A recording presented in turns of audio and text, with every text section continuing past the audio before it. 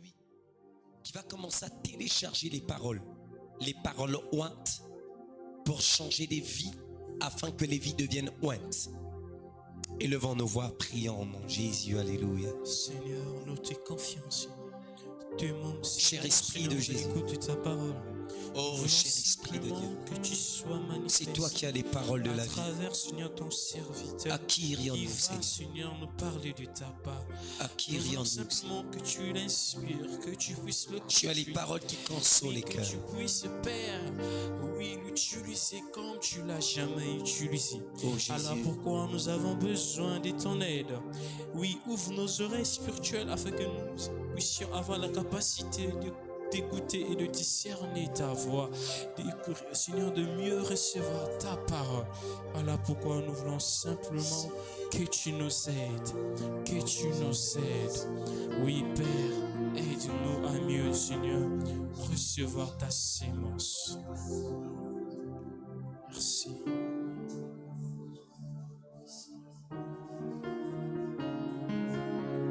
Oh Seigneur, ici et maintenant, Seigneur. Ici et maintenant, Père. Ici et maintenant. Ça se passe maintenant. Ici et maintenant. Touché.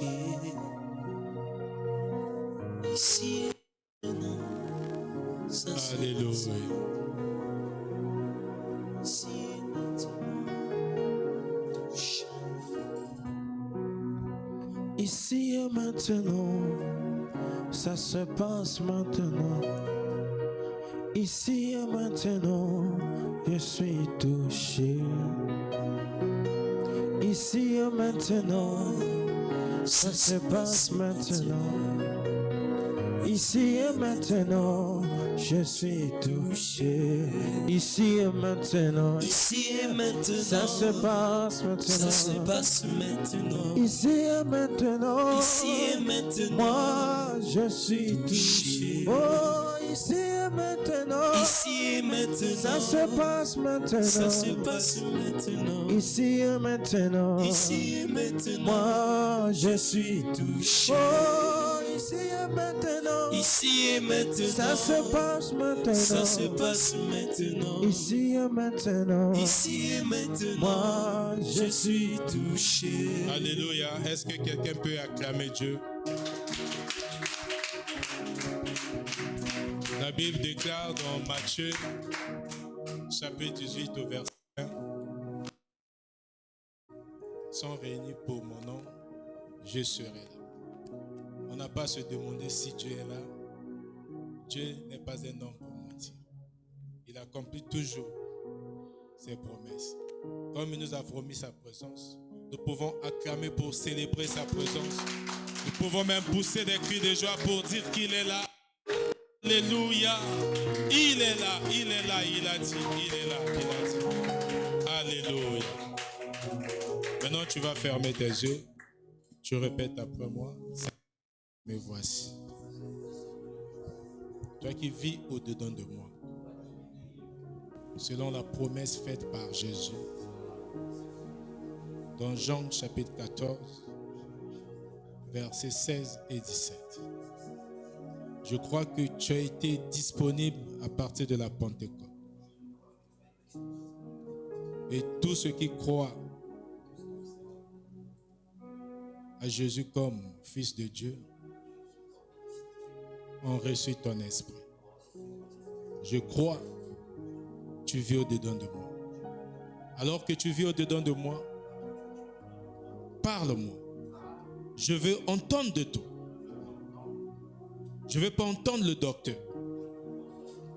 Mais c'est toi que je veux entendre. Je suis prêt à recevoir ta parole. Car ta parole, c'est toi. Au nom de Jésus-Christ. Amen. On acclame. Et on s'assoit. Alléluia. Veuillez vous asseoir.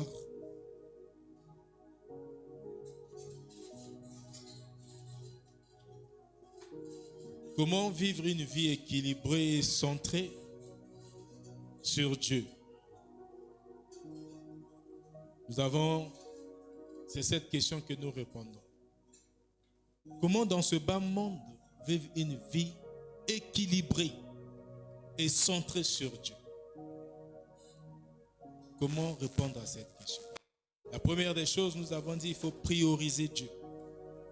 Il faut faire de Dieu ta priorité. Comme je dis, les 3 premiers mots de la vie. Au commencement, Dieu. Au commencement, Dieu.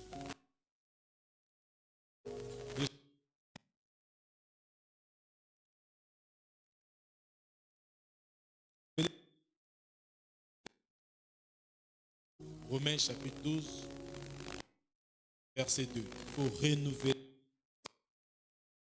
Cette heure-ci, nous avons eu à faire des choses des enfants de Dieu.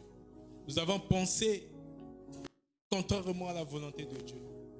De temps en temps, ça nous demande de renouveler, de faire des mises à jour de nos pensées pour avoir une vie qui est équilibrée sur Dieu. Alléluia.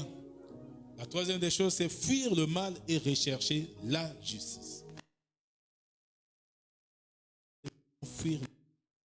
Si tu ne fuis pas le mal, tu vas vers le mal va te toucher, tu seras contaminé. Personne ne peut dire que non, moi je peux vivre dans le mal et je serai atteint parce que je suis vacciné. Non. Les mauvaises compagnies. Donc il faut fuir le mal. Il faut vivre dans une communauté chrétienne. Tu ne dois pas être isolé, tu ne dois pas être séparé. Parce que la communauté chrétienne te permet également d'être soutenu, de cultiver ta foi au fur et à mesure. Aujourd'hui, nous allons donc parler de la discipline spirituelle. Pour vivre une vie équilibrée et centrée sur terre, centrée sur Dieu dans ce bas monde, un enfant de Dieu doit se donner une discipline spirituelle.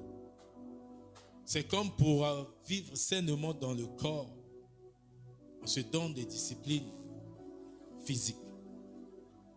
Tu te dis, je ne dois pas beaucoup manger de charcuterie, je ne dois pas trop manger de sucre, je ne dois pas... C'est pareil pour un enfant de Dieu. Tu dois te donner une discipline spirituelle. La discipline spirituelle va te permettre d'avoir une croissance spirituelle. Parce que tu ne peux pas être né de nouveau et rester toujours bébé dans ta nouvelle veste. Tu dois grandir. Dieu doit grandir. L'objectif ou le but ultime, c'est atteindre la stature parfaite de Christ. C'est dans ce qui est écrit dans Éphésiens 4, verset 15.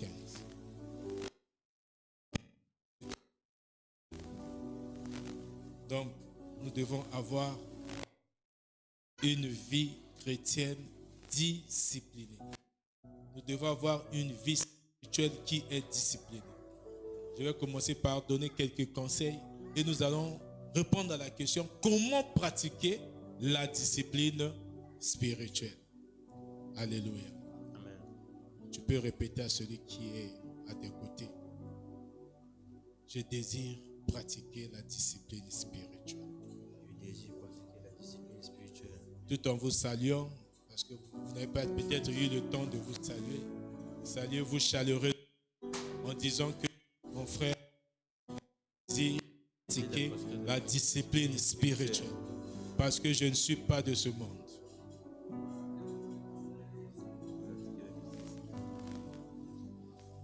Exactement, moi aussi pasteur. Pratiquer la discipline spirituelle. Alléluia. C'est d'être à temps. Ceux qui vont arriver en retard. La Bible, chapitre 18 au verset 21, que la vie et la mort sont au pouvoir de la langue. Quiconque confessera le fruit. Donc, confesse la vie à la vie. Tu confesses les bonnes paroles, tu as la vie. Et quand tu confesses les mauvaises paroles, les paroles qui te condamnent, tu seras aussi condamné. Parce que la langue a le pouvoir. Alléluia. Donc je vais commencer avec des conseils pratiques pour avoir une vie équilibrée, centrée sur Dieu, en appliquant, en pratiquant la... C'est un ensemble d'exercices, c'est un ensemble des actes, des œuvres que tu peux appliquer pour garder une bonne relation avec Dieu, pour avoir une vie qui est équilibrée sur Dieu et une vie qui est centrée sur Dieu. Alors que le te cherche tous les jours. Il n'y a pas un jour que le diable ne te cherche pas, tous les jours. Je rappelle à quelqu'un que le diable te recherche tous les jours. Parce qu'il a perdu ton contrôle. Parce qu'il a perdu l'autorité sur toi, qui te combat tous les jours jusqu'à l'avènement de Christ. Mais tu dois donc te donner une discipline spirituelle. Alléluia. La première des choses, c'est prier quotidiennement. La prière. Prier quotidiennement. Tel qu'il est écrit dans Matthieu chapitre 6, au verset 6. Tu dois entrer dans ta chambre, dans le lieu secret. Tu pries le Dieu qui est dans le secret. Tu réponds. La deuxième des choses, c'est l'étude de la Bible. Tu dois étudier la parole de Dieu. Parce que dans 2 Timothée chapitre 3, verset 6, la Bible dit que toute écriture est inspirée de Dieu. Alléluia. On ne dit pas telle ou telle écriture. Toute écriture est inspirée de Dieu. Et utile pour, numéro 1, être enseigné. Numéro 2, convaincre. Numéro 3, corriger. Numéro 4, instruire. Voilà à quoi ça sert la parole. Tu dois étudier la parole. Dans l'étude de la parole, tu dois chercher à connaître Dieu. Parce que tu ne peux pas marcher avec une personne sans la connaître. Quand on est chrétien, on vit, on fait une marche chrétienne. On a une relation avec Dieu. Mais qui est Dieu si tu ne le connais pas?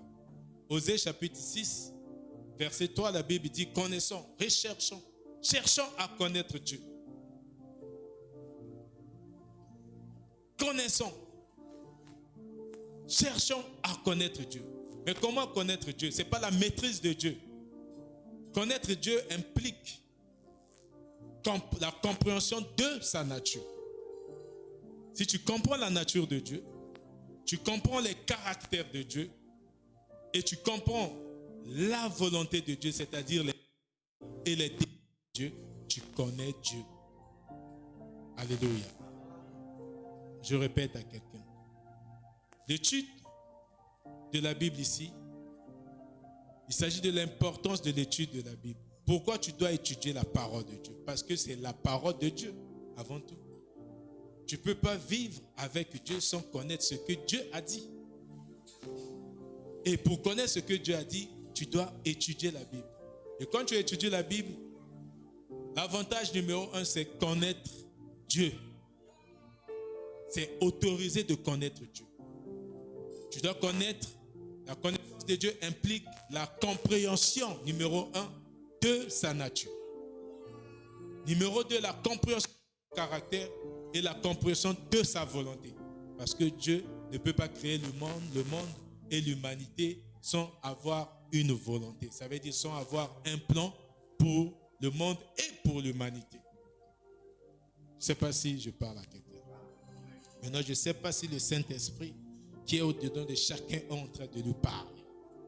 Alléluia. Connaître la Bible, connaître la parole de Dieu, connaître la nature de Dieu. Par exemple, tu vas comprendre que Dieu est un esprit. Il est un esprit. C'est un esprit qui est en trois. Il est Père, Fils et Saint-Esprit. Du coup, tu comprends que cet esprit peut être dedans de moi. Pourquoi? Parce que c'est un esprit qui est éternel. Ça veut dire que Dieu n'a pas de début, Dieu n'a pas de fin. L'éternité, c'est ça. Il n'a jamais été créé, donc il n'aura pas de fin.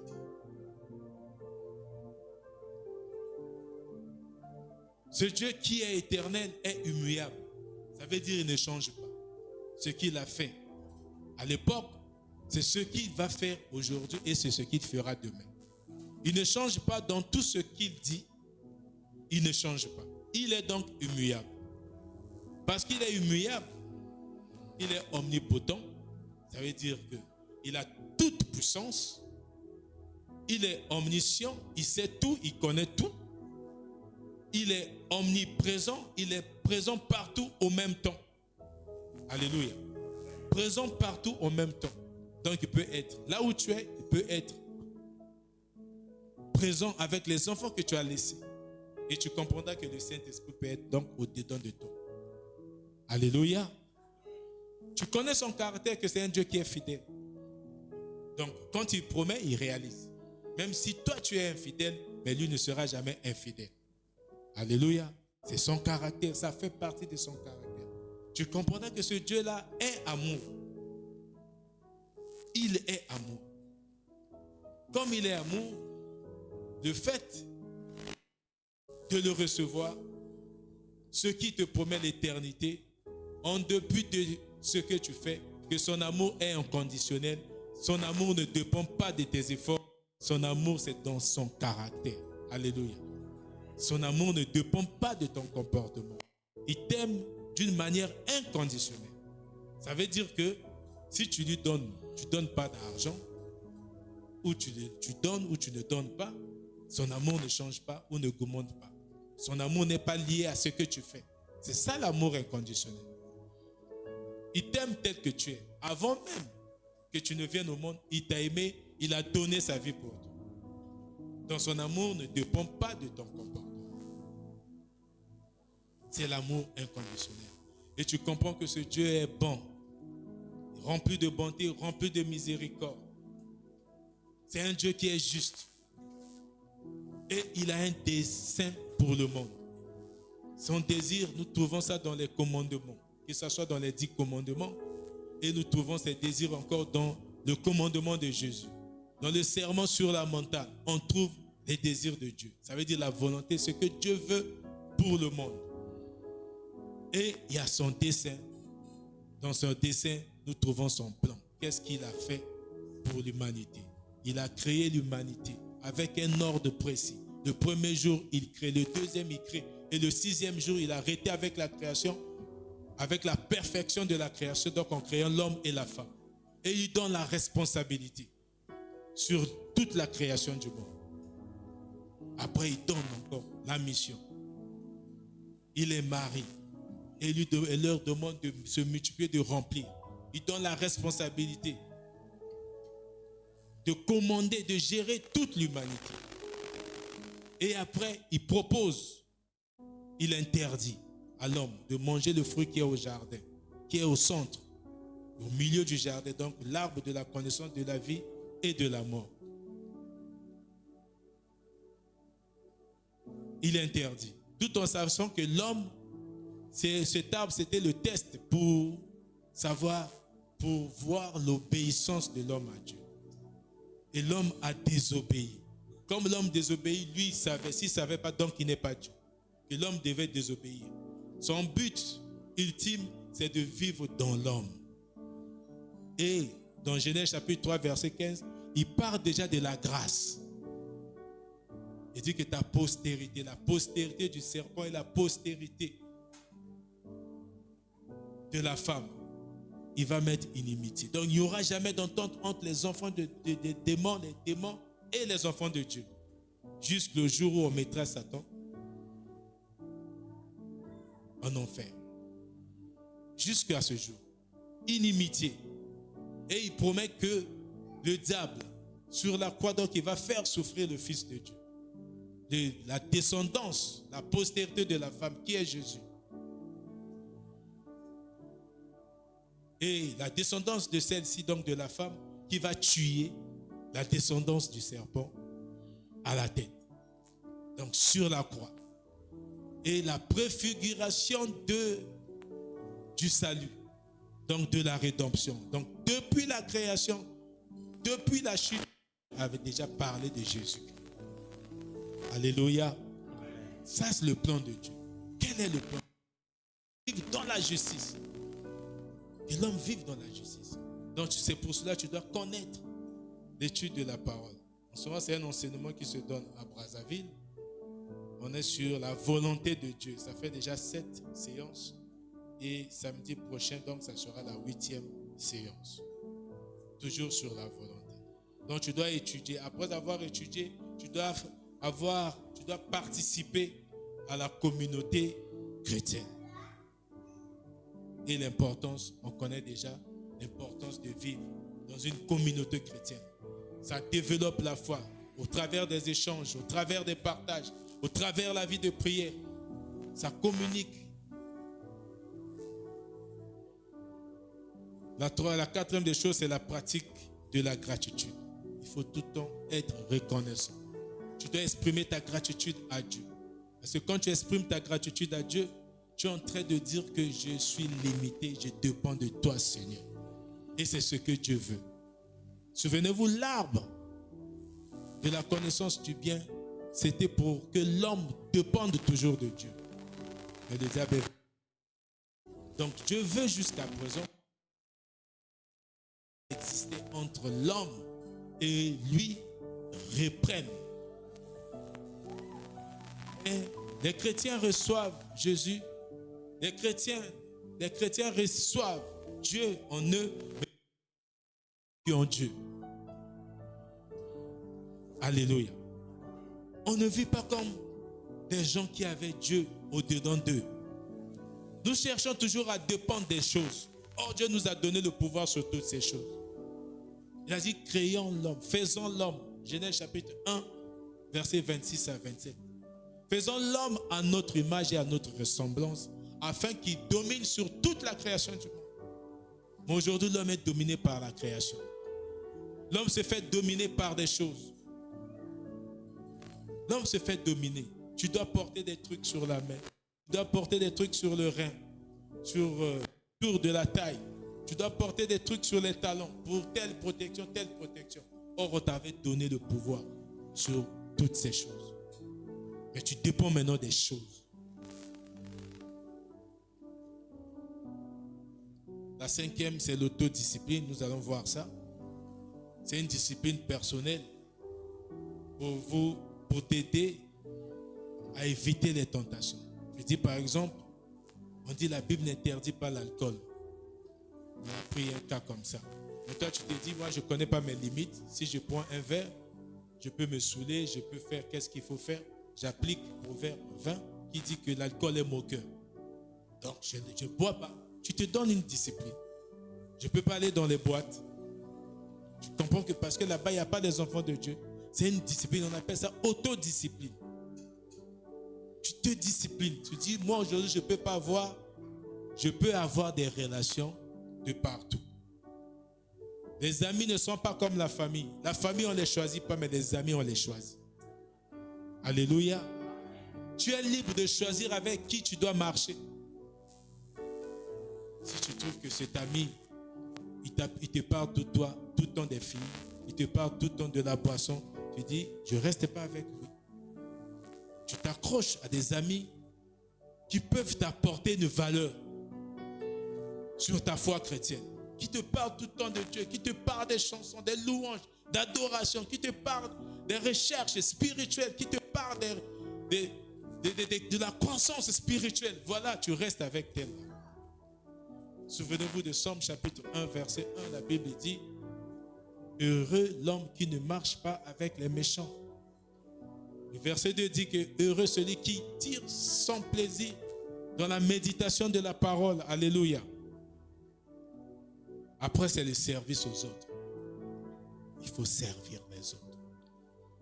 Il faut se mettre au service. C'est une mission. Dans Matthieu chapitre 25, la Bible nous donne l'exemple. Matthieu 25, 40. Et le roi leur répondit, en vérité, je vous dis, tant que vous avez fait cela à l'un de ces plus petits de mes frères, c'est à moi que vous l'avez fait. Donc Jésus parlait que le roi, des gens qui ont rejeté, personne ne veut recevoir. Mais quand vous faites du bien à n'importe qui, vous faites du bien à Dieu.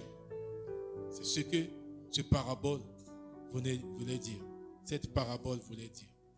Le numéro 7, c'est équilibrer la vie quotidienne. La vie spirituelle doit être intégrée dans l'harmonie de votre quotidien. Vous travaillez, et sachez aussi qu'il y a la spiritualité. Vous êtes dans le milieu administratif, n'oubliez pas que vous êtes un enfant de Dieu et que vous n'appartenez pas du monde. Donc vous avez des limites. Alléluia. Voilà les 7 conseils que je peux donner. Maintenant, je vais répondre à la question, comment pratiquer la discipline spirituelle? Alléluia. Essaie de te poser la question. Pose la question toi-même. Pose-toi la question. Interroge-toi à haute voix. Comment dois-je pratiquer la discipline spirituelle? Confesse ça. Alléluia. Numéro 1, tu vas commencer à établir les priorités. Tu ne peux pas vivre comme ça. Tu es un enfant de Dieu, mais quelles sont tes priorités? Quelles sont tes priorités? La Bible nous dit, nous allons écouter la parole dans Matthieu 6, 33. Ouvrons nos Bibles sur Matthieu 6, 33.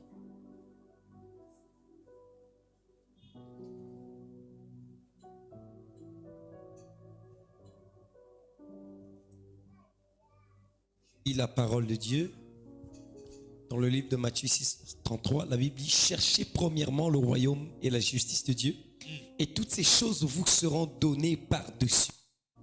Alléluia. Voilà comment vous pouvez établir les priorités. Quelle est votre priorité? Votre priorité, c'est le royaume et la justice de Dieu. Ça veut dire que ce qui ne concerne pas le royaume, ce qui ne concerne pas la justice, ça ne sera pas votre priorité dans la vie. Quand vous commencez à appliquer, à établir ces priorités, vous allez avoir une vie qui est centrée sur Dieu. Une vie qui est équilibrée. Ça veut dire qu'il y aura équilibre entre votre vie physique, votre vie émotionnelle et votre vie spirituelle. Il y aura l'équilibre. On ne va pas dire que oui, lui, il est seulement tout le temps, même au travail, tu es là. Non, la Bible dit qu'il y a un temps pour toutes choses. Mais tu sais que tout en vivant le temps de chaque chose, mais tu es dans ta veste d'enfant de Dieu. Tu connais tes priorités. Ce n'est pas parce que tu es au travail, là où les gens sont en train de parler des trucs qui rendent impurs, des causeries impures, tu vas être là pour assister. Non. Tu quittes de là, tu vas dans ton bureau ou tu restes seul dans un coin parce que tu connais tes priorités. Ta priorité, ce n'est pas s'asseoir avec des gens pour médire, pour se moquer, pour critiquer. Ce ne sont pas tes priorités. Ta priorité, c'est le royaume. Tout ce qui concerne le royaume. Il n'y a pas de royaume sans roi. Il n'y a pas de royaume sans roi. Donc, tout ce qui concerne le roi, donc tout ce qui concerne Jésus, c'est ta priorité. Tout ce qui concerne le salut, c'est ta priorité. Et tout ce qui est de justice, tu laisses l'injustice. La justice, le royaume de Dieu, ce n'est pas le manger et le boire, mais la justice et la paix. Donc tu cherches tout ce qui est justice de Dieu. Peu importe là où tu es, tu seras un modèle. Les autres parleront de toi. Que ce soit au travail, que ce soit au commerce, que ce soit là où tu vas dans un milieu public, tu as toujours des priorités. Maintenant, comment établir ces priorités? Moi, j'aime la question comment. Comment établir ces priorités? Numéro 1, il faut prendre du temps pour Dieu chaque jour. Alléluia. Il y a des gens, depuis le matin, ils n'ont même pas prié. Ils attendent des assemblées, ils attendent des réunions de prière pour prier. Non. Dès le matin, tu reconnais que Dieu existe. Actuellement, on a des alarmes sur des téléphones. Tu peux programmer, si tu penses que tu peux oublier, tu peux programmer tes heures de prière. Tu dis que je vais prier, par exemple, 10 fois avant de dormir. Tu règles. Dès que tu entends, c'est un appel, c'est un rappel pour la prière. Ce n'est pas de la triche, c'est des moyens. Donc la première des choses, c'est que tu dois prendre du temps pour Dieu. Tu prends du temps. Le fait seulement tu prends du temps pour Dieu, ça rend Dieu heureux pour toi et fier pour toi. Parce qu'il a dit que tu as la reconnaissance, tu connais que Dieu existe. Tu honores le Saint-Esprit qui est au-dedans de toi. Alléluia. Ce que le Saint-Esprit veut, qu'il soit honoré. Si tu le reconnais, tu l'honores, il va te faire des choses au-delà de ce que tu attends. Éphésiens chapitre 3, versets 20 et 21. Au-delà de tes attentes, parce que tu l'as honoré. Ce n'est pas un passage qui existe comme ça. Non, Dieu fait au-delà quand tu l'honores. Je vous avais pris l'exemple de la femme. Quand une femme est honorée, il te satisfait à n'importe quel moment. Elle peut sortir, même avec l'argent que tu donnes pour le marché, elle te revient avec quelque chose. Parce que tu l'honores. Essayez seulement de mettre la photo de votre femme pendant une semaine sur votre statut. Vous allez recevoir des choses. Alléluia. Alléluia. Elle se sentira honorée. Ah, finalement, mon mari n'a que moi. S'il met sur le statut comme ça, donc il n'y a que moi. Il n'a pas honte de moi. Mais il y a des hommes qui ont du mal même à poster leur femme. C'est vrai, on n'expose pas des choses de valeur. On n'expose pas des choses de valeur. On n'expose pas. Mais parfois, il faut oser. Alléluia. Parfois, il faut oser. Donc, quand elle rentre dans ton statut, elle voit comme ça. Ah, ça, c'est moi. Demain, encore, ça, c'est moi. Après demain, mais ça, c'est moi. Mais mon mari, qu'est-ce qui se passe? L'argent du marché, elle va cafouiller là pour t'acheter même une cravate. Amen. Alléluia. Amen. Parce qu'elles se sont honorées. Mais quand tu dis, je ne suis pas honoré. Partout où tu passes, tu rencontres des gens, tu présentes, tu arrêtes d'abord toutes choses. La Bible dit dans Somme 47, verset 10, arrêtez toutes choses, sachez que je suis Dieu. Mais là aussi, tu t'arrêtes. Tu te souviens de ta femme, tu la présentes. Avec Dieu, c'est pareil. Le Saint-Esprit, c'est pareil. Il veut que tu l'honores. Tu dois reconnaître que ce que tu as aujourd'hui, c'est Dieu. Le poste que tu occupes aujourd'hui, c'est Dieu. Ce que tu es, la personne que tu es aujourd'hui, c'est Dieu. Et quand tu parles le matin, je dis, Seigneur, je me suis réveillé. La première des choses, quand tu ouvres tes yeux, ne regarde pas ta femme, ne regarde pas ton mari. Ne cherche pas tes frères, ne cherche pas tes soeurs. Dès que tes yeux sont ouverts, pense à Dieu. Déclare une parole. Tu peux même continuer à dormir. Mais là, tu reconnais. Dès que tu remarques que tu es réveillé, ça veut dire que c'est la grâce de Dieu. C'est la miséricorde de Dieu. Tu n'as rien fait pour mériter ce réveil. Tu dis même, Seigneur, je te rends grâce. Merci, Seigneur, pour cette journée nouvelle. Il va tout transformer. Il va rendre ta journée agréable parce que tu l'as honoré. Tu as exprimé ta gratitude en même temps. Tu dis merci pour le jour. Alléluia. Voilà comment tu peux prendre du temps. Tu peux prendre du temps pour honorer Dieu. Somme 5, verset 3. La Bible nous dit, Éternel, virgule, le matin, tu entends ma voix. Le matin, je me tourne vers toi et je reste en attente. Tu as des heures, tu retournes tout ton vers Dieu. Tu ne regardes pas autre chose. Alléluia. Numéro 2, pour établir tes priorités, la chose numéro 2 que tu dois faire, c'est des choix conformes aux valeurs spirituelles. Tu dois faire des choix qui sont conformes aux valeurs spirituelles. Comment faire des choix conformes aux valeurs spirituelles?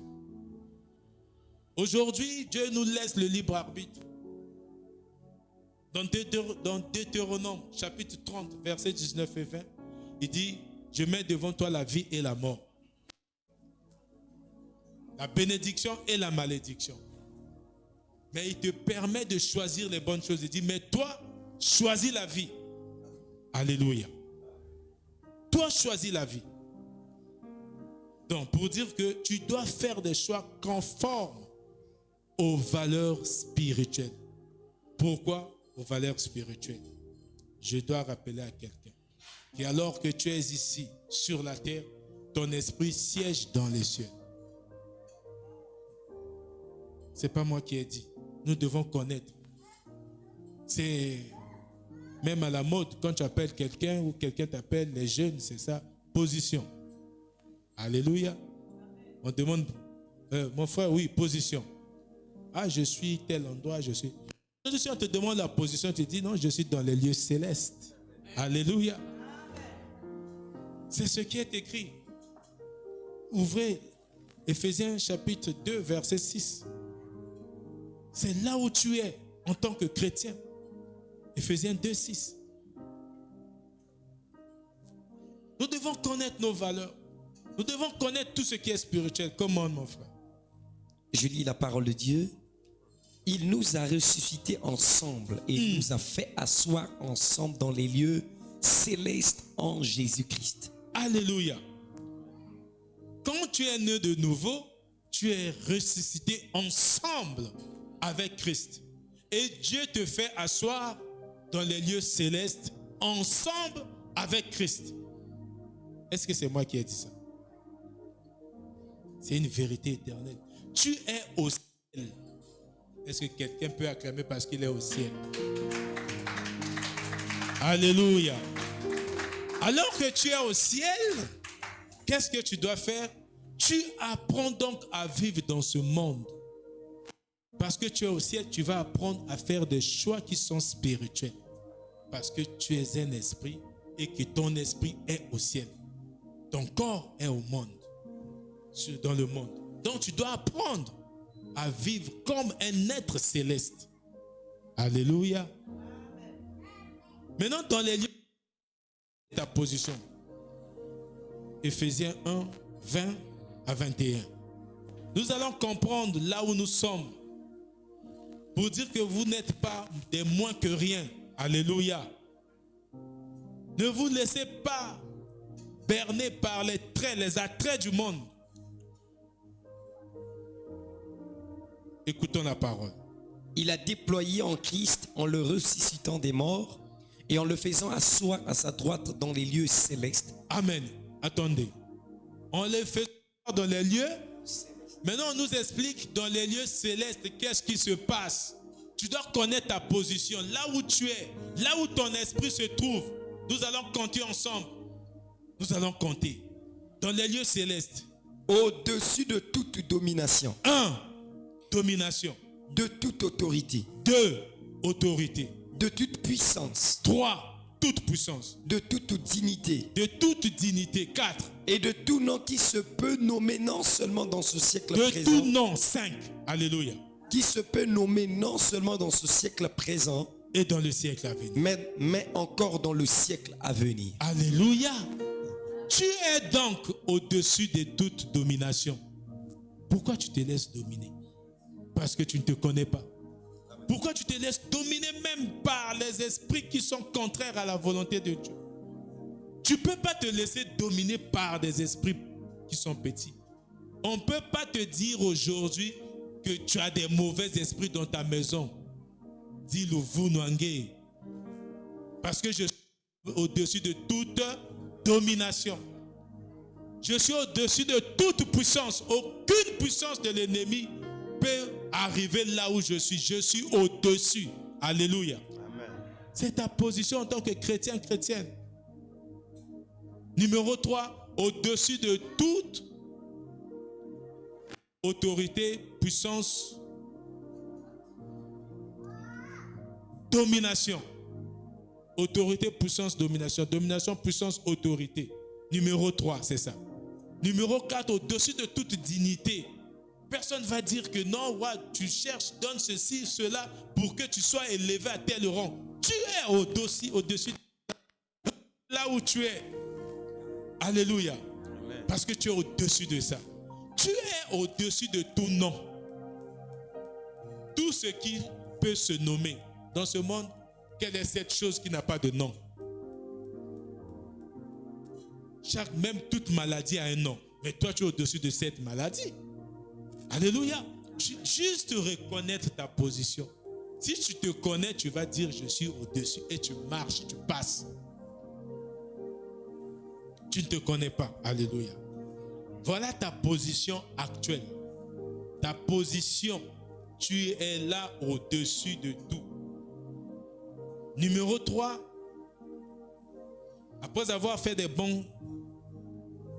des choix conformes aux valeurs spirituelles parce que tu es dans les lieux célestes. Souviens-toi de ça. Tu n'es pas sur la terre. C'est ton corps qui est sur la terre. Ton esprit est dans les lieux célestes parce que tu es sauvé. Alléluia. Tu apprends à vivre. Les choix que tu dois faire doivent refléter les choix spirituels. Et pour le faire, avec ton corps, tu ne pourras pas. Il faut donc combiner, il faut donc composer avec le Saint-Esprit qui est au-dedans de toi. Il faut donc demander la guidance du Saint-Esprit. Demander la direction au Saint-Esprit. Parce que le Saint-Esprit va influencer tes décisions. Le Saint-Esprit va influencer tes choix. Le Saint-Esprit va influencer tes actions. Et tout ce que tu feras sera lié aux valeurs spirituelles. Je ne sais pas si le Saint-Esprit parle à quelqu'un. Amen. Alléluia. Tu dois éviter de laisser des préoccupations. Tu dois t'arranger à éviter des préoccupations matérielles. Donc tu évites que des préoccupations matérielles dominent sur ta vie. C'est ça les priorités. Aujourd'hui, moi, ma priorité, ce n'est pas des choses du monde. Tu te dis ça. Tu ne te laisses pas les choses matérielles. Évitez, j'ai formé ça, évitez de laisser les préoccupations matérielles dominer votre vie.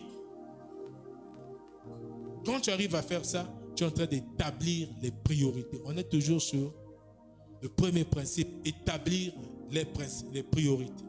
Et pour établir les priorités, tu dois éviter de briser des priorités, des préoccupations, matérielles. Les gens ont l'habitude de faire des récitations. L'Éternel est mon berger, je ne manquerai de rien. Mais quand il est dans le manque, l'Éternel n'est plus son berger. L'Éternel n'est plus son berger. Il s'est dit, comment ça? Dans la réalité, si l'Éternel est ton berger, donc il te dirige, il te guide, il te nourrit, tu ne manqueras donc d'aucune bonne chose. Mais parfois le berger est à gauche, toi tu es à droite. Tu n'es pas dans la même direction que le berger. C'est parce que tu n'es pas dans la volonté du berger. Le berger te dit non, ou c'est lui qui sait. Aujourd'hui, Dieu est souverain. Alléluia. Si tu connais la parole, tu vas comprendre que Dieu est souverain. Ne fais pas des choses par rapport à toi. Ne fais pas des choses par rapport à ton plan, mais fais des choses par rapport à son plan. Donc, quand le berger, vous voyez les bergers, en train de paître des brebis, il est fatigué, il s'assoit, les brebis aussi sont là. Pourquoi on nous appelle des brebis? Parce que nous avons besoin d'une direction. On a besoin d'une houlette. On a besoin du Saint-Esprit aujourd'hui. On ne va pas se balader seul. On a besoin de la houlette du Saint-Esprit. Ne te vois pas autosuffisant. Tu es une brebis. Tu dois donc prier tout le temps. Tu dois donc chercher à écouter la parole. Tu dois chercher à lire la parole. Tu dois chercher à méditer à la parole. Tu dois chercher, tu ne vas pas te limiter à écouter, mais tu dois passer à l'application de la parole. Ça veut dire mettre la parole en pratique.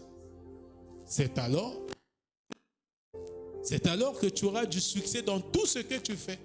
Josué chapitre 1, verset 8. Alléluia. Amen. On a encore 30 minutes. Qu'est-ce que tu dois faire? Nous allons lire chapitre 6, verset 31 à 33. Jésus dit, ne vous inquiétez donc point et ne dites pas, que mangerons-nous? C'est ça pour les choses du monde, les préoccupations. Les enfants vont manger quoi? Les enfants vont manger quoi demain? Moi-même, demain, j'aurai quelque chose à manger. Ne vous inquiétez de rien. Que boirons-nous? De quoi serons-nous vêtus demain? Matthieu 6, 31, 33. Après, c'est là où au verset 33, il dit, cherchez tout d'abord le royaume et la justice. Le reste, ça veut dire que tout ce que vous cherchez là, vous aurez ça. Ça veut dire que ce qu'on cherche, ce qu'on mange, ce qu'on boit, se trouve et la justice de Dieu. Dès que tu es dans le royaume, dès que tu es dans la justice, il n'y a pas de raison que tu manques quelque chose à manger. Je ne sais pas si c'est clair. Dieu ne ment pas. Quand vous faites ça, souvenez-vous que Dieu ne ment pas. Nombre chapitre 23, verset 19. Il ne ment pas. Il n'est pas un homme pour mentir. Alléluia. Là, c'est Jésus qui dit, cherchez tout d'abord le royaume et la justice de Dieu. Tout le reste vous sera donné après. Ça veut dire par-dessus tout. Quand vous cherchez la justice, ça va venir tout seul. Alléluia. Sans effort, parce que tu es dans le repos. Sans effort. C'est comme si, je vais te donner un exemple. On dit cherchez d'abord une parcelle. La maison, la piscine, les voitures, c'est après. Et quand tu trouves la parcelle, dans la parcelle où tu trouves, il y a déjà la piscine, tout ce toboggan pour jouer. Ce que tu cherchais là, tu trouves ça dans la parcelle. Alléluia. Je ne sais pas si c'est clair. Dans la parcelle, il y a ce que tu cherches. Donc, cherche d'abord le royaume et la justice. Et quand tu as le royaume et la justice, tu trouves dans le royaume et la justice tes besoins. Alléluia. Alléluia. Alléluia. Dieu est en train de parler à toi.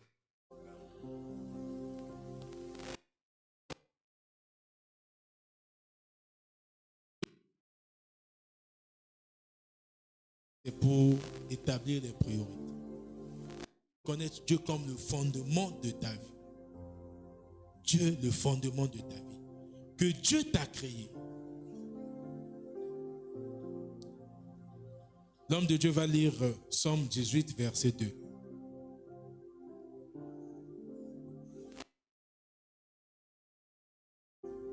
Tu dois tirer ta force sur Dieu. Dieu doit être ton rocher, le roc sur lequel tu t'appuies. Quand tu flanches le pied, c'est pas, tu cites le nom de ton arrière-grand-père. Non, Jésus. Ça commence par là. Tu fais tomber Jésus. Il y a des soucis, tu penses seulement à Jésus. Lecture. Éternel, mon rocher, ma forteresse, mon libérateur, mon Dieu, mon rocher où je trouve un abri, mon bouclier, la force qui me sauve, ma haute retraite. Alléluia. Ça veut dire quand tu parles comme ça, c'est une reconnaissance. Et cette reconnaissance vous donne une base solide pour faire face aux défis auxquels vous rencontrez dans la vie. C'est une reconnaissance qui te donne la force. Alléluia. Il y a des gens aujourd'hui, tu ne peux pas dire, quand il y a une épreuve, tu dis, l'Éternel est mon rocher. Tu n'as pas peur, tu dis, c'est l'Éternel qui est ma force. C'est lui mon bouclier, la force qui me sauve. C'est ma haute retraite. Tu dis ça. Aujourd'hui, il y a des gens qui paniquent partout. Dans une administration, on prend des décisions. Dorénavant, c'est comme ça, les gens trompent. Mais un enfant de Dieu va dire quoi? Moi, l'Éternel est mon rocher. C'est lui mon bouclier. Mon refuge sûr. C'est mon refuge sûr. Quand tu dis comme ça, ou tu veux même dire Romains 8, 28. Toutes choses concourent pour le bien de ceux qui aiment Dieu. Ce qui arrive là, les réformes là, moi je sais que c'est pour mon bien. Alléluia. Parce que j'aime Dieu. Alléluia.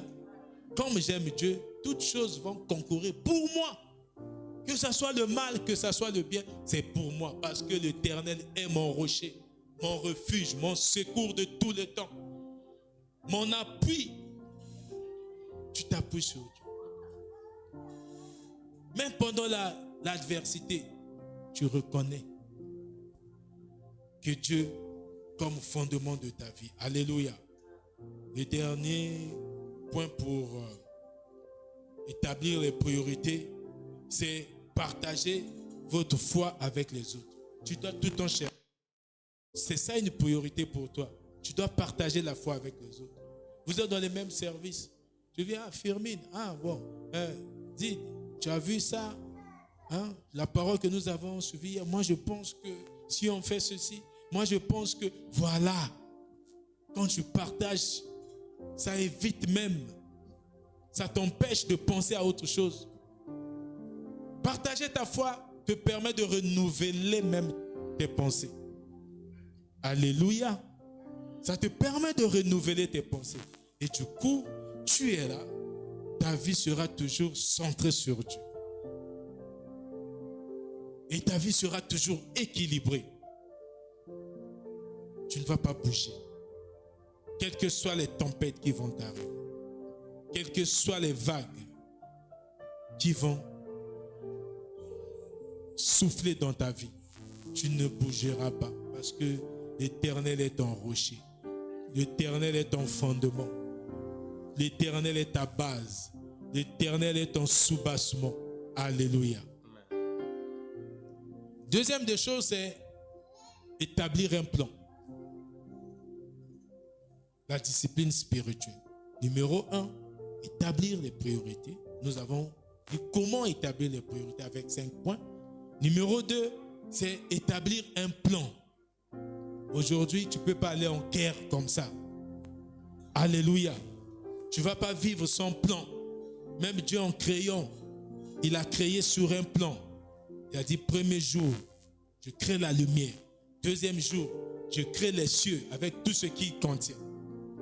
Et au dernier jour, je vais créer l'homme qui va être le gestionnaire administratif, le gestionnaire de tout ça. Je crée à la fin. Comme ça, je lui donne la responsabilité de tout ça. Voilà le plan de Dieu. Et il fait des choses de sorte qu'il y ait une harmonie parfaite entre le monde, dans la création, donc le monde, l'homme et lui. Une harmonie. C'est ça le plan originel de Dieu. Mais comment établir un plan pour une discipline spirituelle? Alléluia. Mon frère, ma soeur, si tu es ici ce soir, c'est parce que veut que tu établisses un plan. Ce n'est pas un hasard. On n'est pas juste, c'est parce qu'on m'a invité. Non, ça fait partie du calendrier divin pour ta vie. Dieu avait prévu ça, mais tu ne peux pas le savoir parce que tu n'es pas Dieu. Le calendrier de Dieu, c'est dans sa souveraineté. Dieu seul sait. La première étape, c'est il faut réfléchir à vos objectifs spirituels. Tu dois avoir des objectifs. Il y a des chrétiens qui n'ont pas d'objectifs spirituels. Même dans le travail, tu ne peux pas naviguer comme ça. Tu commences un travail avec un grade en dessous et tu vas finir avec ce grade. Il faut avoir un objectif dans le travail. Dans la vie spirituelle aussi, il faut réfléchir sur tes objectifs spirituels. Quel est ton objectif spirituel? Nous allons lire Proverbe 19, 21. Proverbe 9, 21.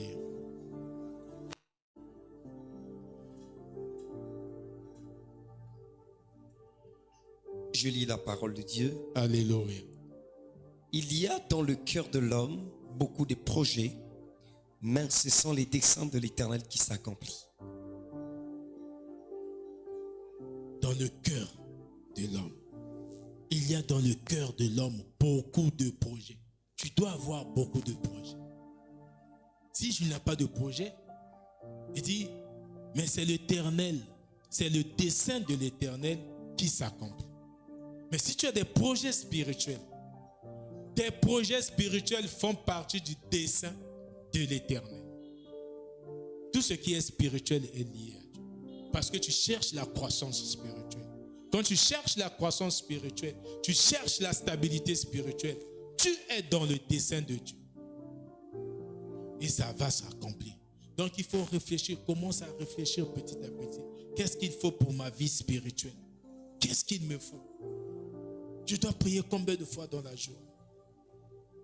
Je dois méditer à la parole combien de fois dans la journée? Comment échanger, être Dieu? Je vais lire la Bible cette année, toute la Bible cette année. Ça, c'est un objectif que le CCFT a fixé depuis le 31 décembre 2022. C'est pour ça, ceux qui voient mes statuts, il y a toujours un passage et jusqu'à la fin de l'année, on va finir toute la Bible. Et l'année prochaine, l'objectif, c'est lire 2 fois la Bible. Donc, en 6 mois, on va lire la Bible. L'autre 6 mois, l'autre moitié, on va encore lire la Bible. Donc, on va serrer. Le problème, c'est plus passer du temps avec Dieu. La Bible, c'est la parole de Dieu. Quand tu lis la Bible, tu écoutes Dieu. Quand tu écoutes Dieu, tu reçois Dieu. Jean chapitre 1, verset 1. Au commencement était la parole. La parole était avec Dieu et la parole était... Si la parole était Dieu, donc la parole est... Là, vous écoutez la parole, donc vous écoutez, vous recevez. Alléluia. C'est ça. Donc, quand tu lis la parole, tu es en communication avec Dieu. Pour entendre Dieu, tu peux... Le premier moyen qui dépend de toi, c'est la lecture. C'est ce que Dieu a dit. Nous avons lu ce passage de 2 Timothée chapitre 3 verset 16. Que chaque écriture de Dieu est inspirée de Dieu. Si cette parole ne t'enseigne pas, cette parole va t'encourager. Si ça ne t'instruit pas, ça va te convaincre. Il n'y a que ces 4 choses. Ça ne change pas. Ça va te corriger. Quand ça corrige même la main. Tu es en train de lire. La parole de Dieu, c'est ça qui vivifie. La parole de Dieu, elle est vivante. La parole de Dieu est esprit et vie. Alléluia. Tu vas commencer à identifier tes activités spirituelles. Le plan, c'est ça aussi. Identifie tes activités spirituelles. Lundi, tu as quelle activité spirituelle? Mardi, tu as quelle activité spirituelle? Mercredi, tu as quelle activité spirituelle? Jeudi, tu as quelle activité? Il y a des gens qui attendent seulement le dimanche pour avoir une activité spirituelle. Quand tu attends dimanche, tu as une seule activité spirituelle. Or, Dieu a une activité spirituelle tous les jours sur toi. Chaque jour, il doit te protéger. Chaque jour, il doit te sécuriser. Chaque jour, il doit te donner la paix. Maintenant, à toi de recevoir. Alléluia. Identifie tes activités spirituelles. Psaume 119, 105. Psaume 119. Verset. Tu dois identifier tes pratiques spirituelles. C'est ça la vie d'un enfant de Dieu. Tu n'attends pas seulement ce programme. Je lis la parole de Dieu. Ta parole est une lampe à mes pieds et une lumière sur mes sentiers. Voilà. Qu'est-ce que tu dois faire? La Bible est un guide précieux pour les pratiques spirituelles.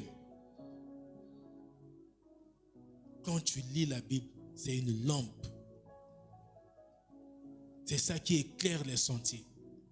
Donc tu dois avoir des activités. Chaque jour au moins tu peux lire la Bible. C'est quelque chose. Quand tu lis, ça va te pousser à faire autre chose. Entrer dans une méditation spirituelle. Et afin, ça va te pousser à appliquer ce que tu es en train de lire tous les jours. Parce que quand tu lis la parole, tu es en train d'écouter Dieu. Tu dois aussi établir un horaire. Comme j'ai dit, avoir une alarme. Même pendant que tu es au travail, l'alarme sonne. Par exemple, à 10 heures, tu dis, je dois méditer la parole. Tu dis à 11 heures, si actuellement les gens, quand tu as du travail, tu fais, mais tu peux prendre au moins 1 minute pour dire juste, Seigneur, merci pour ce que tu fais dans ma vie. Tu continues ton travail. Après 1 heure, ton téléphone sonne. Après 1 heure, juste pour te rappeler que Dieu existe. Et que si tu es assis, assise jusque-là, c'est parce que Dieu est avec toi. C'est Dieu qui te fortifie, qui te donne la foi de continuer, d'avancer, de ne pas retomber dans la pratique du péché. Tu reconnais Dieu. Tu adresses ta gratitude. Tu dois aussi, numéro 4, créer un lieu propice. Qu'est-ce que cela veut dire? Dans Marc chapitre 1, verset 35, la Bible déclare, avant le jour, bien avant le lever du soleil, Jésus se leva, sortit et alla dans un lieu désert. Là, il pria. Là, il pria. Si dans ton bureau, vous êtes nombreux, tu n'arrives pas à te concentrer, tu choisis. Tu sais que dans tel bureau, il n'y a personne, je pars. Ou après telle heure, je sors, je vais déclarer on voit comment les musulmans font. Alléluia. Ils sont dans leur pratique spirituelle. C'est une discipline spirituelle que les musulmans se sont donnés. Même vous êtes là, ils s'en foutent de vous. Il sort son tapis, il est là, il va d'abord faire ses ablutions. Après, il vient, il adresse sa prière à Dieu. Ils s'en foutent de vous. Et le chrétien dit, ah non, mais tu n'es pas obligé de te mettre à genoux. Matthieu 6, tu rentres dans les profondeurs de ton cœur. Tu es assis là, mais tu es dans ton cœur. Personne ne voit ce que tu es en train de faire dans le secret. Tu te concentres 1 minute, 2 minutes, tu adresses, tu élèves ta prière à Dieu. Dieu, ça c'est une discipline spirituelle. Commencez à régler vos alarmes pour prier. Commencez à lever. Jésus lui-même, il sortait très tôt le matin pour le faire. Il était Dieu. Il était Dieu. Mais il avait besoin aussi, dans sa fonction, dans son rôle de fils, il avait besoin du Père. Alléluia. Alléluia. Tu dois tenir un journal spirituel. Tu peux commencer à enregistrer tes prières. Aujourd'hui, tout se fait au téléphone. Tu peux te mettre, tu enregistres la prière. Tu vois est-ce que tu évolues dans ta manière de prier. Par exemple, c'est une activité spirituelle. C'est une discipline spirituelle. Tu dis, chaque 1 heure, je prie. Ou tu peux commencer chaque 4 heures. Je prie. Chaque 4 heures. Après 4 heures, si tu te réveilles à 7 heures, ça veut dire qu'à 11 heures, tu pries. À 16 heures, tu pries. À 20 heures, tu pries. À minuit, tu pries. Par exemple. Après, tu commences à réduire. Tu trouves que 4 heures, ça fera seulement 4 fois dans la journée. C'est peu. Tu réduis à 2 heures. C'est cette soif-là, ça va monter. Après, c'est 1 heure. Après, c'est chaque 30 minutes. Alléluia. Voilà comment tu peux. Le troisième point, ou troisième principe, c'est que tu sois régulier.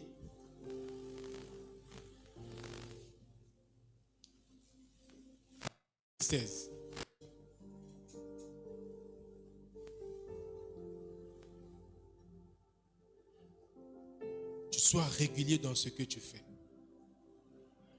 Être régulier dans la prière. Être régulier dans la méditation. Luc 5, 16. et lui dit, il se retira dans le désert et priait. Voilà. C'est ce qu'on vient de dire aussi. Chaque fois, il le faisait. Il faut être régulier dans la prière. Comment être régulier? C'est ce que je suis en train de dire. Il faut établir une routine. Si lundi, tu sais que j'ai tel programme, je dois prier à telle heure. Quand les gens commencent à venir, si c'est dans ta maison, tu leur dis, excusez-moi, je regarde quelque chose. Tu rentres dans ta chambre, tu pries, tu ressors. Alléluia. Tu es avec des gens, tu t'éclipses. Tu vas, 1 minute, tu leur reviens. Il faut voir si quelqu'un avait des mauvaises intentions, ça tombe. Alléluia. Au travail, si quelqu'un avait des mauvaises intentions, ça tombe. Parce que tu es en communion avec Dieu. Il faut établir une routine.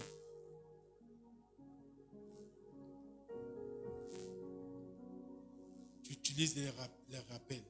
Il faut commencer petit à petit. Commence petit à petit jusqu'à ce que tu arrives. Mais il faut être aussi persévérant. Galates 6, 9 nous dit quoi?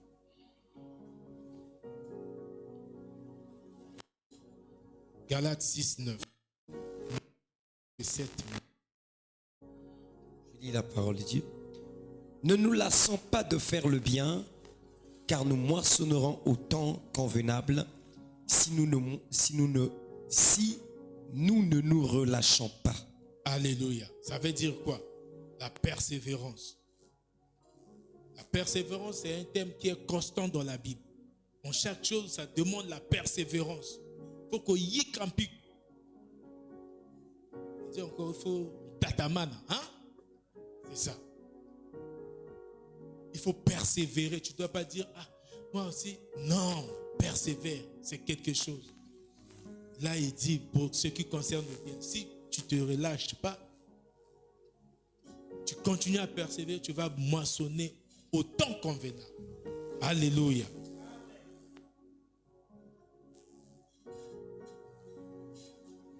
La méditation, la parole. J'ai parlé de ça. Josué chapitre 1, verset 8. Tu ne dois pas seulement prier, mais tu dois aussi prendre le temps de méditer la parole de Dieu. Méditant la parole, il y a des inspirations. Tu médites et puis tu demandes au Saint-Esprit. Tu parles avec le Saint-Esprit. Déjà, la Bible dit dans Jacques chapitre 1, verset 5, si quelqu'un manque la connaissance, la sagesse, qui me demande. Ça veut dire que pendant que tu es en train de méditer sur un passage, tu demandes la compréhension au Saint-Esprit. Il va te révéler. Il dit dans Jérémie 33, 3, invoquez-moi, je vous révélerai des choses cachées parce que tu as invoqué Dieu. Mes frères et sœurs, un chrétien n'est pas un moins que rien. Quand tu pratiques la discipline spirituelle, les gens te verront comme si tu n'étais pas sur la terre. Tu passeras outre beaucoup de preuves et parce que Dieu ne te relâchera pas. Dieu ne te donnera pas. Tu auras une puissance. Vous savez, on a tous la puissance, mais puisque tu travailles ta puissance, tu auras une puissance plus que les autres. C'est un exercice, c'est une discipline. Aujourd'hui, il y a un sport dans le MMA. Vous suivez ça? C'est des gifles, tu donnes ta joue, pas. Tu donnes encore là, après c'est ton tour. Si tu ne tombes pas, si tu es KO, l'autre a gagné. Mais il faut s'exercer. Tu dois travailler ta main. Alléluia. Tu dois aussi travailler tes joues, tes mentons. Parce que quand on gifle là, toi tu tombes. Tu dois aussi travailler ton moral, ton esprit, que quand on tombe là, je ne dois pas tomber quand on me frappe. On tape là, tu es concentré. Mais si tu ne fais pas d'exercice, dès qu'on te tape comme ça, même pareil, tu tombes. Les gens là sont courageux. Et laisser ta tête comme ça, ton menton doit gifler. Si c'était aussi au Congo, c'était maintenant l'affaire des Camons. Quelqu'un ne tape pas fort directement seulement comme ça, il te touche. Waouh! Comme on voit au catch. Alléluia. Amen. Mais dans la réalité, ça nécessite un exercice. La spiritualité qui est Christ, c'est aussi ça. Ça nécessite une discipline. Tu dois travailler ta vie chrétienne. Tu ne dois pas être passif, mais actif. Dans le repos, mais être actif. Tu dis non. Là, je vois les gens qui sont en train de raconter. Je ne pars pas là-bas. Autodiscipline. Je ne pars pas là-bas. Je ne m'assieds pas avec eux. Parce que ce qu'ils sont en train de faire, ce n'est pas conforme à mes principes. Ils ne sont pas conformes à mes principes.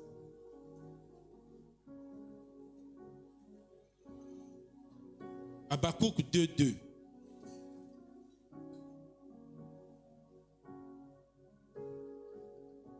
Il faut commencer à écrire vos pensées. Commencez à écrire vos expériences spirituelles. Ça peut vous aider. La tête, la mémoire, il ne faut pas trop faire confiance à la mémoire. Il faut avoir un agenda. Il faut avoir un document. Là où tu notes tes expériences. J'ai participé à une conférence concernant la discipline spirituelle. C'était telle date. J'ai retenu ça. Alléluia. Écoute.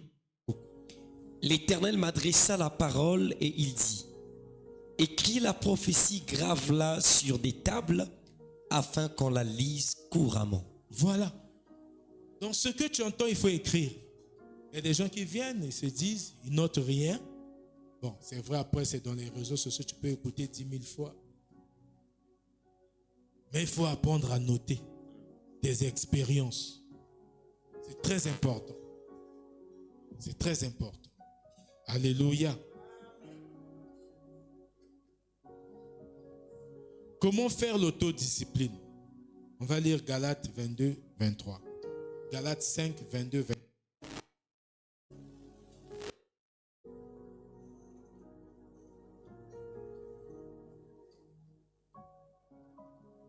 On va parler de l'autodiscipline. Parce que les gens pensent que c'est quelque chose qui est créé. Comment ça peut... On va retrouver ça dans Galates 5. Alléluia. Mais le fruit de l'esprit, c'est l'amour, Alléluia. la joie, la paix, la patience, la bonté, la bénité, la fidélité, la douceur, la tempérance. La loi n'est pas contre ces choses. La maîtrise de soi, la bénignité. Quand il y a la maîtrise de soi, c'est ça l'autodiscipline.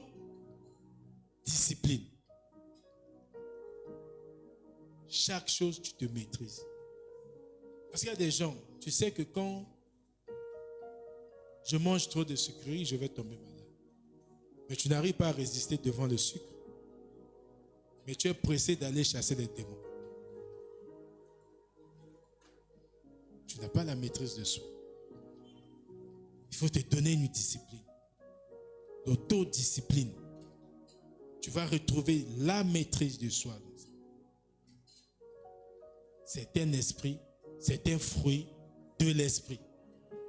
Donc il faut un travail. Il faut être réel, il faut accepter réellement Christ. Si tu n'acceptes pas réellement Christ, le Saint-Esprit ne peut pas te produire ce fruit. C'est le Saint-Esprit. Tu ne vas pas trouver ça dans les païens, chez les païens.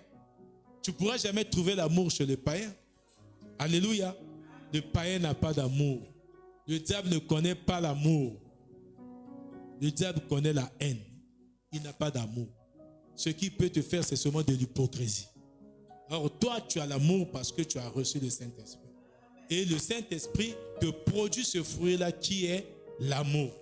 Avec toutes ses dérivés. La maîtrise de soi qui en fait partie. Alléluia. Tu dois aussi rester ouvert à l'évolution. Oui. Il ne faut pas se refermer. Non, aujourd'hui, moi je ne peux pas utiliser la Bible électronique. Il y a des gens qui disent comme ça. Il faut être ouvert à l'évolution. Ce n'est pas la Bible. Comment ce n'est pas la Bible? Alléluia. Il faut être ouvert à l'évolution. Ne sois pas conservateur.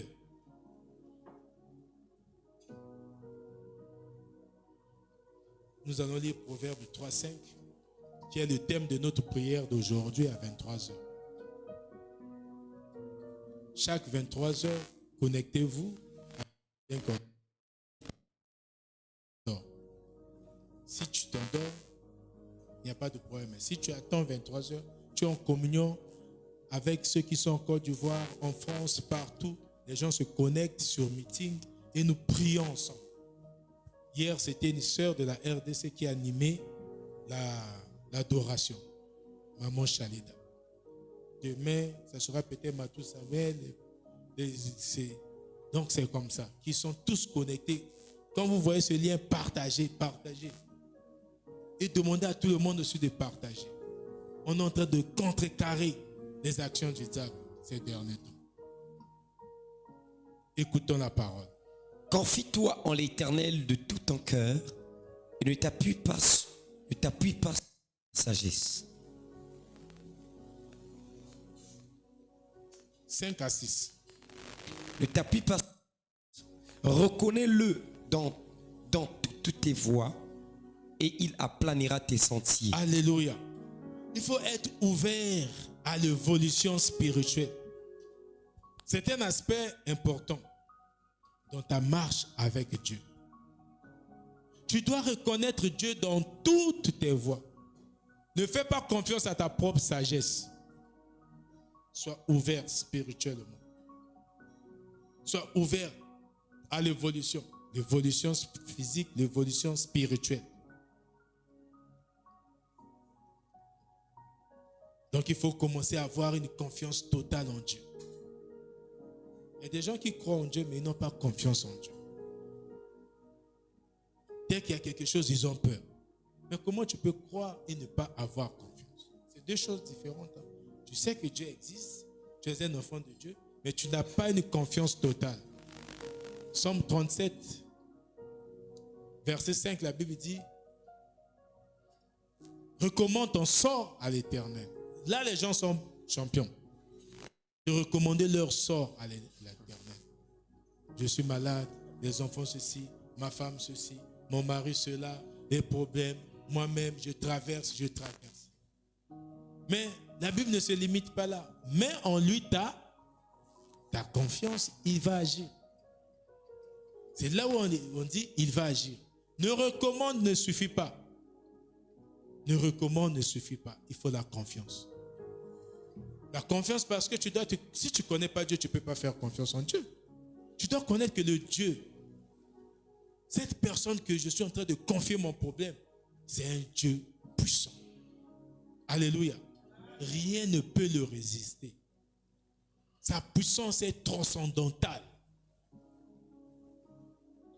Il a une grandeur qui est infinie. Sa bonté dure à toujours. C'est un Dieu qui est fidèle.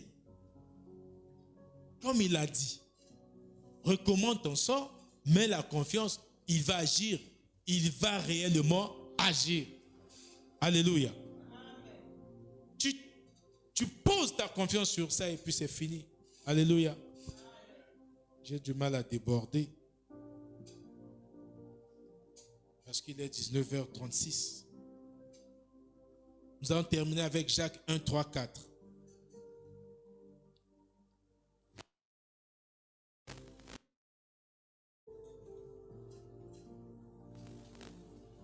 La patience et la persévérance. La patience en tant qu'enfant de Dieu, tu dois être patient et persévérant. Et quelqu'un dit, je suis patient. Je suis patient. Et persévérant. Et persévérant. Ce que tu confesses, c'est ce que tu seras. Amen. Même si tu n'es pas patient et persévérant, tu seras patient et persévérant. Amen. Alléluia. Amen. Sachant que l'épreuve de votre foi produit la patience, mais il faut que la patience accomplisse parfaitement son œuvre afin que vous soyez parfaits et accomplis sans faillir en rien. Alléluia. Voilà. Donc, la patience et la persévérance sont des vertus spirituelles. C'est des vertus spirituelles essentielles pour une croissance spirituelle. Quand tu apprends à être patient, dans la patience, il y a le contentement. Alléluia. Tu te contentes de ta position. Tu ne pleures pas, tu ne te plains pas. Tu dis, c'est Dieu qui permet ces choses. Mais il y aura toujours un changement. Et le changement ne va pas traîner. Alléluia. Reconnais Dieu dans toutes tes voies. Ça te pousse aussi à être patient. Parce que Jacques dit quoi? Que cette patience doit s'accomplir parfaitement son œuvre en toi. Tu dois donc attendre sans doute, sans inquiétude, sans peur. C'est la patience qui hérite. C'est cette patience-là qui donne la persévérance. Tu reçois, dès que tu es persévérant, les choses vont changer. Personne ne pourra t'attaquer. Aucune tentation ne pourra t'atteindre. Parce que tu persévères dans ton épreuve. Telle épreuve, toi, qu'est-ce que tu fais? Tu demandes juste la force. Parce que tu veux tirer des leçons dans cette épreuve que tu es en train de vivre. Tu dois tirer des leçons. Dieu ne peut pas te laisser vivre une épreuve sans que tu tires une leçon à la fin. Sans que ta persévérance arrive à la perfection. Dès que ça atteint, c'est quand le verre est rempli. C'est quand c'est à la limite que le surnaturel se produit. C'est à la limite. Ce n'est pas au début, c'est à la limite. Quand Marie a demandé aux disciples, faites. Quand Jésus a dit, remplissez les verres. C'est quand les verres sont remplis que l'eau s'est transformée en vin. Aussi longtemps que ce n'était pas rempli, ce n'était pas transformé en vin. Donc il faudrait que l'épreuve accomplisse, la persévérance accomplisse son œuvre. Ça veut dire que c'est au bord. Quand ça arrive au bord, il y a le surnaturel. Et je déclare le surnaturel dans la vie de quelqu'un au nom de Jésus-Christ. Tu peux te mettre debout. Je déclare le surnaturel ce soir dans ta vie. Parce que tu prends la décision d'être patient. Parce que tu prends la décision, tu te fixes comme objectif une discipline spirituelle. Et quand la discipline spirituelle va être au bord, va arriver, va atteindre, accomplir son œuvre, le surnaturel va se produire dans ta vie, dans le nom puissant de Jésus-Christ. Le surnaturel dans la vie de quelqu'un. Le surnaturel. Le débordement dans ta vie. Le débordement dans la vie de quelqu'un. Tu es patient. Parce que tu as persévéré. Parce que tu t'es établi une vie spirituelle. Tu t'es établi des objectifs dans ta vie. Il y a l'onction, la grâce du surnaturel ce soir. Il y a le vent de surnaturel dans la vie de quelqu'un. Le vent de surnaturel. Mon frère, il y a une nouvelle saison qui commence dans ta vie. Une saison remplie de joie, alléluia. Une saison remplie d'amour. Une saison remplie de puissance. De puissance. Au nom de Jésus-Christ. Une saison remplie de puissance. Alors que le diable t'attendait quelque part dans l'impatience. Mais aujourd'hui, tu prends la décision. Tu prends la résolution de vivre dans une discipline spirituelle dans le nom puissant. Une discipline spirituelle. Tu vas réglementer ta vie. Seigneur, ta discipline. Tu vas fixer des objectifs spirituels. Parce que tu vas te rappeler tout le temps que ton esprit siège dans les lieux célestes. Tu es à droite de Dieu. Tu es à droite de Dieu. Dans les lieux célestes. Je déclare. J'associe ma foi à ta foi. Que les choses ne seront plus pareilles dans ta vie au nom de Jésus-Christ. Prends cette décision. Alléluia. Prends cette décision. Dans le nom de Jésus-Christ. Dans le nom de Jésus-Christ de Nazareth. Alléluia.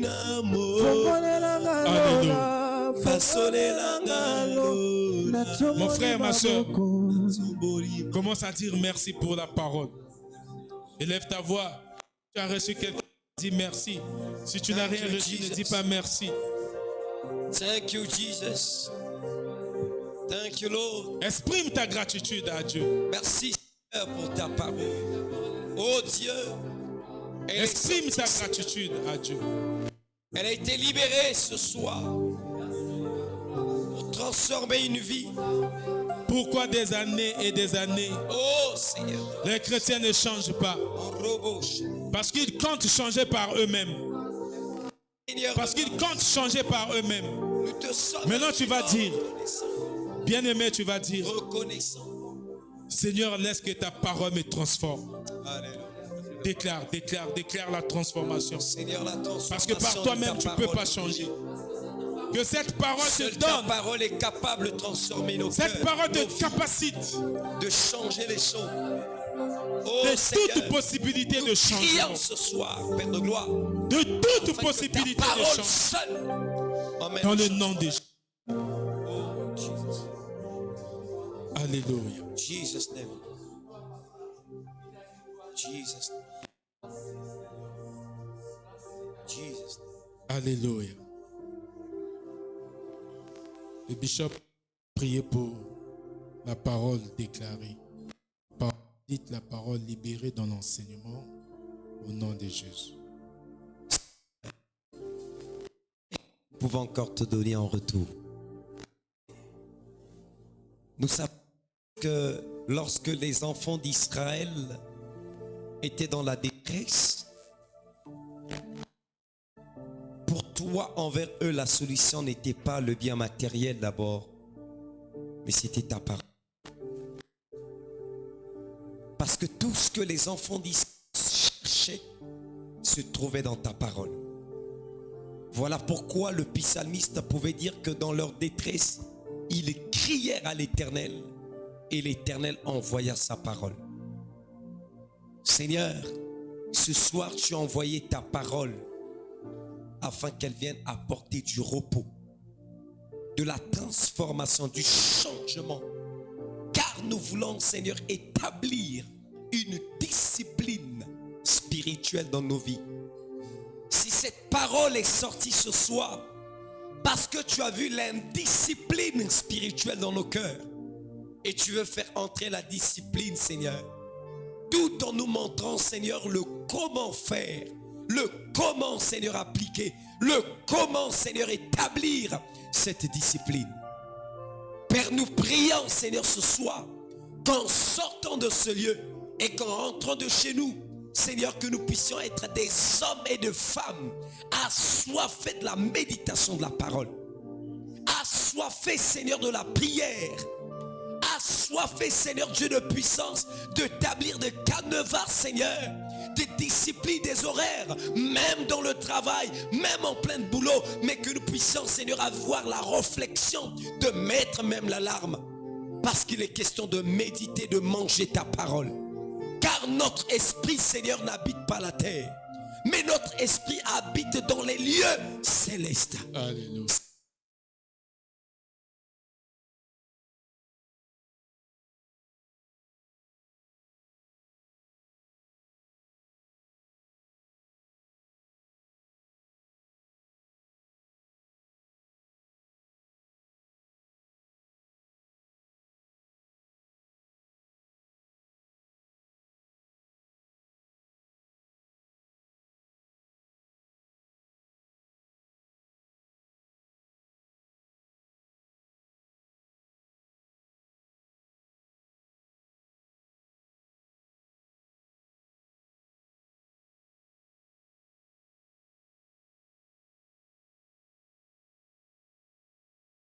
parole.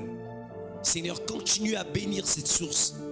Continue à le remplir d'un bouche, afin que tout ce qui sortira de sa bouche, Seigneur, donne vie et transformation, et que cela apporte un changement radical et possible dans le nom de Jésus. Que la gloire, l'honneur, la puissance, la louange te reviennent à jamais.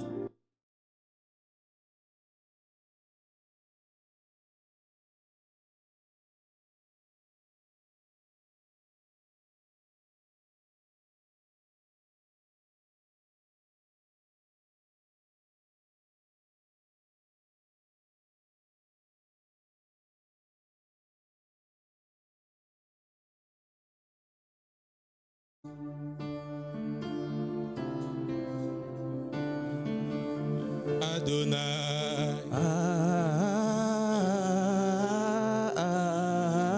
Tu peux fermer tes yeux. Concentre-toi. Adonai, Adonai, Adonai.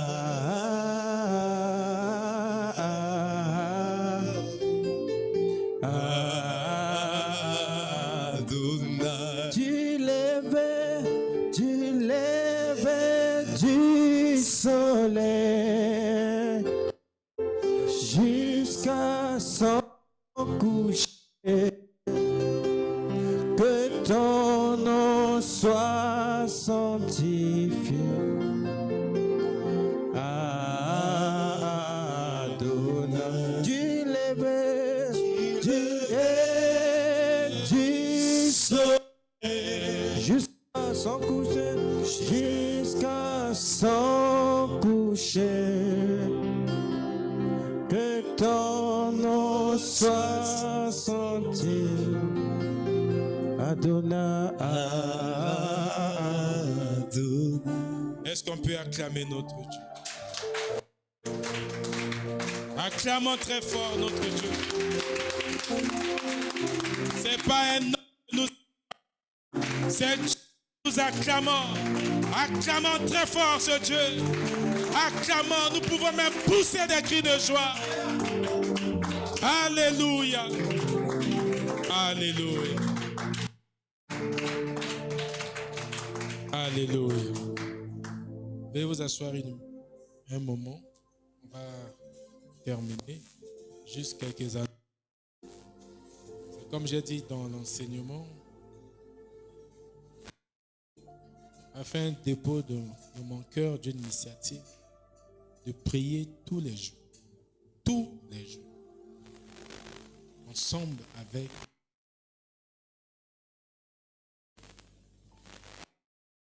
tous les 3 ans. C'est sur meeting. Parce que WhatsApp ne supporte pas beaucoup de gens. On peut supporter au-delà. La nuit d'hier, il y a eu des Gabonais, il y a eu des Congolais d'ici, des Congolais de le pasteur de la RDC qui s'est connecté, que je l'ai reconnu, je l'ai même demandé de prier. Donc il y a eu 3 de la RDC, 2 de la Côte d'Ivoire, 1 personne de la Chine. Donc, même des gens que moi je ne connais pas. Parce qu'il suffit de mettre sur le statut ce lien. Tu demandes aux autres aussi de mettre dans leur statut. Ça ira loin. Et tout le monde a le lien. Il est disponible, il tape, il accède et il participe à la prière. Pendant les moments de prière, et après les gens m'ont écrit, ils ont vécu quelque chose de différent. C'est pendant la prière. 18 minutes de prière. De 23h à 23h18. Donc on ouvre la salle 15 minutes avant. Ça veut dire donc à 22h45, la salle est ouverte pour que les gens se connectent. Et le chantre qui est là, l'adorateur qui est là, commence à nous conduire, à nous plonger dans l'adoration que j'ai choisie. Donc si vous avez, il faut profiter de l'évolution scientifique pour saturer l'atmosphère, pour étouffer le diable partout. Et si tous tels que nous sommes là, nous marchons dans cette initiative, ça va aller loin. Hier, je l'ai fait seul en partageant. Mais si vous qui êtes là, vous partagez aussi sur vos statuts, il suffit d'avoir le lien. C'est disponible déjà sur mon statut. Sur mon statut. Celui qui n'a pas mon numéro, il peut prendre. Et ceux qui sont dans la plateforme, ceux qui peuvent déjà partager, n'ayez pas honte de Dieu. N'ayez pas honte de mettre les choses de Dieu sur les statuts. La Bible dit que parce que tu as été sauvé, Dieu t'a donné le ministère de la réconciliation. Tu as donc le devoir, si vous ne savez pas, tel que vous êtes là tous, vous êtes des ministres de Dieu. En dehors de 5 ministères, vous avez le ministère de la réconciliation. Ce n'est pas réconcilier dans les querelles, non, réconcilier l'homme déchu et Dieu. C'est une mission qu'on nous a donnée. Donc, profitons des mégas, des gigas que nous avons pour évangéliser. Pour évangéliser. Il y a des gens qui vont mourir, ils vont aller au ciel, mais n'auront pas de récompense au ciel. Alléluia. Ils n'auront pas de récompense. Tu es au ciel, tu n'as pas de récompense. C'est comme tu es soldat, tu es colonel, mais tu n'es pas aguerri.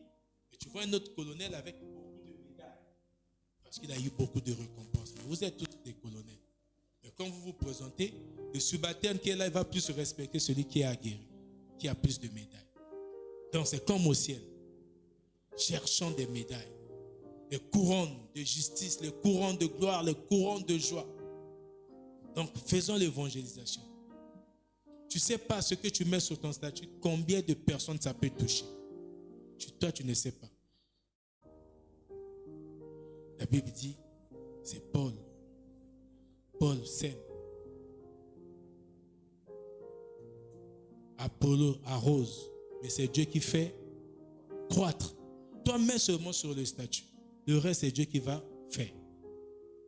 Alléluia.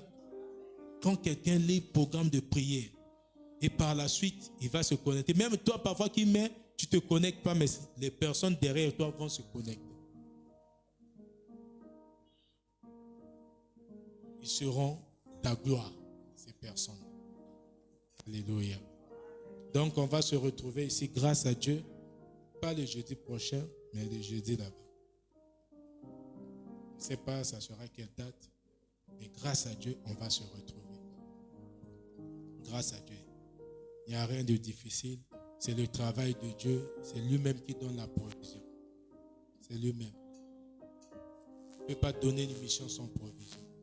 Moi, je crois. C'est pour cela que je dis que le jeudi là-bas, on va se retrouver ici. N'hésitez pas à inviter si la parole vous a touché. Ne soyez pas égoïste aussi. Dites que je vais être sauvé moi-même, je vais évoluer, je vais pratiquer ce que... Parce que lui n'a pas entendu cette parole. Ça me concerne, tu gardes. Ce n'est pas des cabales où il y a des secrets. Ici, avec Christ, tout est clair, tout est ouvert. Alléluia. On se lève, on va prier pour rentrer. À la fin, ne cherchez pas à dire que non, pasteur, je veux que tu pries pour moi. Le Saint-Esprit est au-dedans de toi. Tu as le Saint-Esprit. Le même Saint-Esprit qui est au-dedans de toi, c'est celui qui est au-dedans de moi. Ça veut dire que c'est la même puissance. Alléluia. Voilà. Active ta foi. Crois que le Saint-Esprit qui est au-dedans de toi peut te capaciter de beaucoup de choses. Alléluia. Tu vas maintenant dire à Dieu, merci pour les moments passés ensemble. Dis merci à Dieu pour les moments que nous venons de passer ensemble avec. Il ne peut pas être là et rien te faire. Il t'a fait quelque chose. Ce n'est pas le pasteur, ce n'est pas le docteur qui va te faire quelque chose. C'est Jésus parce qu'il a promis, comme il était là, il suffit de croire qu'il était là, il t'a touché. Toi, tu ne l'as pas touché, mais lui, il t'a touché. Comme il t'a touché, il a apporté un changement en toi. Il t'a guéri au travers de sa présence. Confesse ce que tu veux. C'est toi qui connais ta détresse. C'est toi qui connais ton problème. Moi, je ne connais pas. Mais dis que Seigneur, parce que tu es là, tu ne peux pas venir sans intervenir. C'est sûr que tu as intervenu à ma situation. Tu as intervenu à mon problème. Tu m'as guéri dans le nom de Jésus-Christ. Tu m'as guéri, tu m'as guéri. Même au travers de ta parole, tu m'as guéri. Déclare avec foi, avec sincérité et gratitude.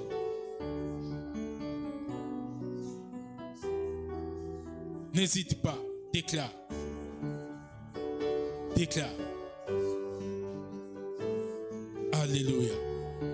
Maintenant que tu reconnais que Dieu est présent en toi, la présence de Dieu est garantie par le Saint-Esprit qui est au-dedans de toi.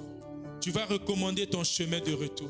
La Bible dit dans Psaume 121 au verset 8 qu'il bénira ton départ comme ton arrivée. Il dit dans Josué chapitre 1 verset 3 qu'il te donnera en possession tout lieu. Il n'a pas fait d'exception. Tout lieu que foulera la plante de tes pieds. Déclare, recommande ton chemin de retour entre les mains de Dieu. Que Dieu dirige tes pas. Que le Saint-Esprit te conduise. Que le Saint-Esprit dirige tes pas. Que le Saint-Esprit guide tes pensées, tes décisions, tes choix et toutes tes actions. Alléluia. Que la grâce de notre Seigneur Jésus-Christ, l'amour de Dieu notre Père et la communion du Saint-Esprit soient avec tous. La Bible déclare dans Marc chapitre 11 verset 24 que quand vous priez, vous ne doutiez point dans vos cœurs. Vous croyez que ce que vous avez demandé, vous l'avez reçu, vous le verrez s'accomplir. Parce que nous avons foi en cette parole que nous disons tous ensemble avec foi et sincérité, gloire et louange à toi Seigneur Jésus. À l'unisson, nous disons 3 fois Amen, Amen, Amen. Nous acclamons.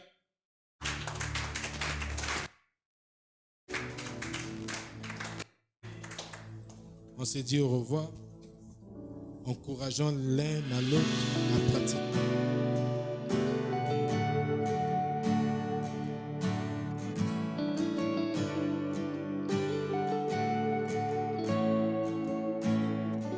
I see the King of Glory. La parole est Dieu.